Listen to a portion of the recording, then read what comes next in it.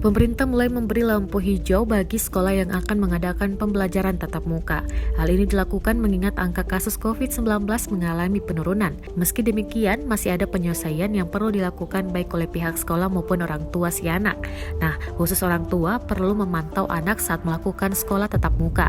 Seperti yang belum lama terjadi ini, tersebar sebuah video yang memperlihatkan ada anak sekolah dasar atau SD tertabrak motor. Anak tersebut tertabrak lantaran sedang menyeberang jalan. Tidak lebih dulu tengok kanan kiri lihat situasi jalan, akhirnya anak itu tertabrak motor. Si pemotor tidak sempat mengerem motornya. Baik anak maupun si pemotor sama-sama jatuh tersungkur. Video itu viral di media sosial setelah diunggah oleh akun Instagram @descamowners Indonesia di Instagram. Video itu pun viral dan langsung menarik respon dari netizen.